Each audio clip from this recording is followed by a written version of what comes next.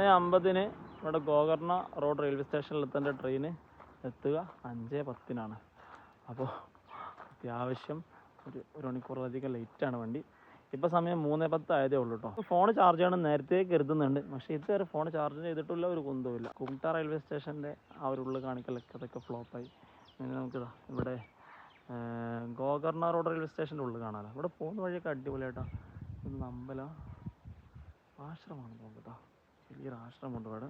ഞാൻ വന്ന ബസ്സിൻ്റെ കണ്ടക്ടർ ഞാൻ കാണുമ്പോൾ ഫസ്റ്റ് പേടിച്ചിരുന്നെങ്കിലും ആൾ സിമ്പിളായിരുന്നു കേട്ടോ. കാരണം ഫസ്റ്റ് ഞാൻ പ്രാവശ്യം ചോദിച്ചപ്പോൾ അറിയില്ല എന്ന് പറഞ്ഞിട്ട് അയാൾ അറിയുന്ന ഒരാളെടുത്ത് പോയിട്ട് 1-2 ആൾക്കാരുടെ അടുത്ത് പോയി ചോദിച്ച് ബസ്സിലുണ്ടായിരുന്നു. അവരോട് ചോദിച്ചിട്ട് കൺഫേം ആക്കിയിട്ടാണ് എന്നെ ഇവിടെ ഇറക്കിയത്. റെയിൽവേൻ്റെ കുറച്ച് തൊട്ടടുത്ത് ഇറക്കി എന്നെ. അതുപോലെ അയാൾ പറഞ്ഞ് ഇവിടുന്ന് നിങ്ങൾ കേരളത്തിലോട്ട് ട്രെയിനൊന്നും ഇല്ല, ഇവിടുന്ന് ലോക്കൽ ട്രെയിനുകൾ മാത്രമേ ഓടുള്ളൂ, ഈ ഉള്ളിൽ ഏത് ചെറിയ സ്റ്റേഷനാണ്, അപ്പോൾ നിങ്ങൾക്ക് മാറിയതായിരിക്കും, ഒന്നും കൂടെ കൺഫേം ആക്കി, ഇവിടെ വെറുതെ ഇറങ്ങിയിട്ട് ഇവിടെ ചുറ്റി പോകണ്ടെന്നൊക്കെ അയാൾ കുറേ തന്നെ പറഞ്ഞ്. എൻ്റെ വിസ്മയ ട്രെയിൻ ആപ്പ് എടുത്തിട്ട് കാണിച്ചു കൊടുത്ത് ഇന്നൊരു മരുസാഗർ അജ്മീർ ടു മരുസാഗർ അല്ല എറണാകുളം മരുസാഗർ സ്പെഷ്യൽ ട്രെയിൻ ഓടുന്നുണ്ട്. ഒരു വീക്കിലി ഉള്ള ട്രെയിനാണ്. അപ്പോൾ ഗോകർണ സ്റ്റോപ്പ് ഉണ്ടെന്ന് പറഞ്ഞപ്പോൾ അപ്പോൾ അയാൾ ഓക്കെ ആയി. എൻ്റെ പൊന്നു, എൻ്റെ നായ്ക്കളെന്നെ കടിക്കാൻ വരുന്നുള്ളൂ. ഞാൻ കല്ലെടുത്ത് കൈ വെച്ചില്ലെങ്കിലേ എൻ്റെ അടുത്ത് ഓടി വന്ന് ഞാനങ്ങ് ഇല്ലാതായി. ഞാൻ റബ്ബേ ഇത് കുറച്ചതൊന്നുമില്ല, മതിൽ ചാടി ഒറ്റ വരുത്ത എൻ്റെ അടുത്തോട്ട്. ഇവിടെ നിന്ന് സ്കൂട്ടാൻ പറ്റാ ബാക്കിൽ പിന്നെ വരുന്നു. ആ നായ്ക്കളിതാ വീണ്ടും വന്നിരുന്നു.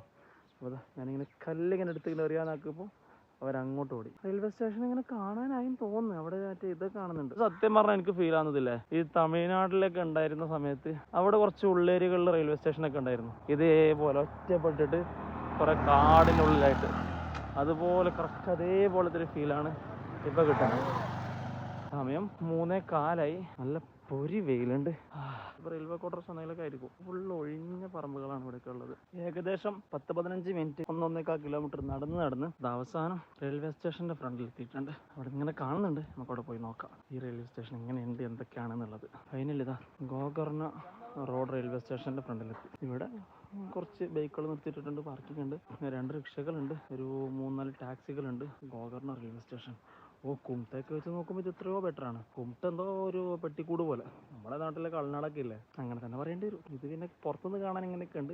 നമുക്കിനി ഉള്ളിൽ പോയിട്ട് നോക്കാം. ഈ ഗോകർണ എന്ന് പറയുന്ന സ്ഥലം ഒരു ടൂറിസ്റ്റ് ലൊക്കേഷനാണ്. ഗോവയും കാർവാറുമായി ഒക്കെ ബന്ധപ്പെട്ടിട്ടുള്ള ഒരു ടൂറിസ്റ്റ് സ്ഥലം. ബൈക്ക് റെൻ്റലുണ്ട്, നമ്മുടെ സ്കൂട്ടറൊക്കെ വെച്ചിട്ടുണ്ട്. ആദ്യം പോയി ടിക്കറ്റ് എടുക്കാം. കുറച്ച് ഇംഗ്ലീഷുകാരൊക്കെ ഉണ്ട്, എന്തായാലും മലയാളീസും ഉണ്ടാവും, കൺഫേം ആണ്. റെയിൽവേ സ്റ്റേഷൻ്റെ ഉള്ളിലെത്തി. ട്രെയിൻ ഇപ്പോൾ മടുകാവ് എത്തിയിട്ടില്ല, നല്ല ലേറ്റാണ്. ഗോകർണ 5:12 ഇപ്പോൾ ടിക്കറ്റ് എടുക്കാൻ പോയപ്പോൾ അവിടെ നിന്ന് പറഞ്ഞ് ട്രെയിൻ ലേറ്റാണ്, 4 മണിക്ക് ശേഷം ടിക്കറ്റ് തരുള്ളൂ എന്ന് പറഞ്ഞു. എന്തൊക്കെയാണ് ഓരോ സ്ഥലത്തുള്ളത്. അവിടെ അത്യാവശ്യം ആൾക്കാരൊക്കെ ഉണ്ട്. ടിക്കറ്റ് എടുക്കാത്തതുകൊണ്ട് പിന്നെ ഞാൻ കുറേ അങ്ങോട്ട് പോകുന്നില്ല. എന്തായാലും ടീച്ചറൊക്കെ വന്നിട്ട് ചോദിച്ചാൽ പണി കിട്ടും. അത് ഈ കാണുന്നത് തന്നെയാണ് സ്റ്റേഷൻ. പ്രത്യേകിച്ച് ഇവിടെയൊക്കെ തന്നെ ഈ സ്റ്റാർട്ടിങ്ങിൽ തന്നെ ഇതുള്ളൂ, ഈ തണൽ കിട്ടും, വെയിൽ കൊള്ളാതിരിക്കാനുള്ള ഓപ്ഷനുള്ളൂ.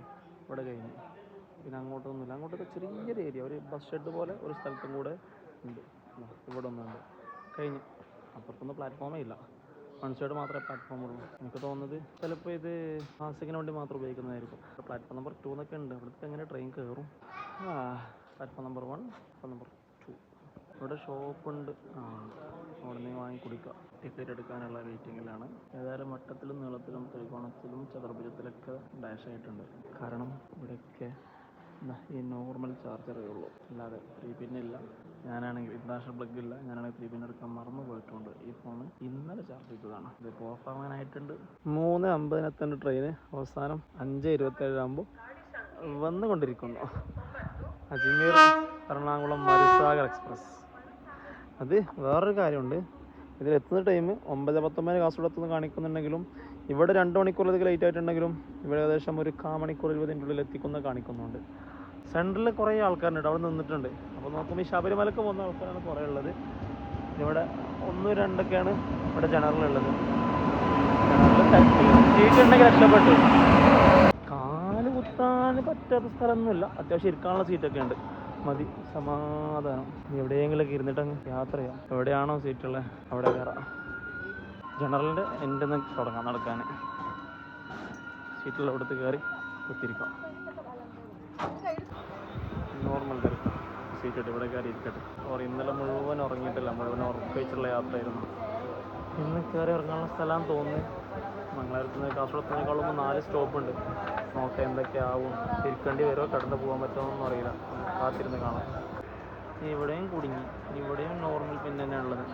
നേരത്തോടെയും അഡ്ജസ്റ്റ് ചെയ്ത് വന്നതാണ്, ഫോൺ ഓഫ് ആവാനായിട്ടുണ്ട്, പിന്നെ തൊട്ടിട്ടേ ഇല്ല. ഇപ്പോൾ വീഡിയോ എടുക്കാൻ വേണ്ടിയിട്ടാണ് മൊബൈൽ യൂസ് ചെയ്യുന്നത്. എന്നാ ഇവിടെ രക്ഷയില്ല, ഉറങ്ങിയ എണീക്കൊന്നും പേടിയുണ്ട്. അങ്ങനെ 9:19 ട്രെയിൻ 10:02 ഇവിടെ കാസർഗോഡ് എത്തിയിട്ടുണ്ട്. ഇനി റൂമിലോട്ട്. കാസർഗോഡ് വന്നിറങ്ങിയപ്പോൾ മഴ പെയ്തതിൻ്റെ ലക്ഷണങ്ങൾ കാണുന്നുണ്ട്. ഇതാണ് നമ്മുടെ ഫുള്ള് വർക്കുകളൊക്കെ കഴിഞ്ഞുകൊണ്ടിരിക്കുന്ന കാസർഗോഡ് റെയിൽവേ സ്റ്റേഷൻ്റെ പുറം ഭാഗം. നല്ല അടിപൊളിയാക്കിയിട്ടുണ്ട്. എൻ്റെ ഫോൺ ചാർജ് 3 ഉള്ളൂ. ഇന്നലെ 24 മണിക്കൂർ മുമ്പ് ചാർജ് ചെയ്തതാണ്. ഇനിയിപ്പോൾ 3% ഉണ്ട്. അപ്രതീക്ഷിതമായിട്ടുണ്ടായൊരു യാത്രയായിരുന്നു ഇത്. ഞാൻ പ്ലാൻ ചെയ്തതോ മറ്റൊന്നുമല്ല, അതിങ്ങനെ ഒരു വീണ് കിട്ടിയൊരു യാത്രയായിരുന്നു. അങ്ങനെ പോയി വന്ന് ഇവിടേക്ക് കൂട്ടാൻ വേണ്ടിയിട്ട് 2 പേര് വരാമെന്ന് പറഞ്ഞിട്ടുണ്ട് വണ്ടിയും കൊണ്ട്. പിന്നെ അവരെ വെയിറ്റ് ചെയ്തുകൊണ്ടിരിക്കുകയാണ്, കാണുന്നില്ലല്ലോ. ഏതായാലും ഈ യാത്ര ഇവിടെ അവസാനിക്കുകയാണ്. നമുക്ക് അടുത്തൊരു യാത്രയായിട്ട്, നല്ല അടിപൊളി യാത്രയായിട്ട് വീണ്ടും വരാം. അതുവരേക്കും ബൈ.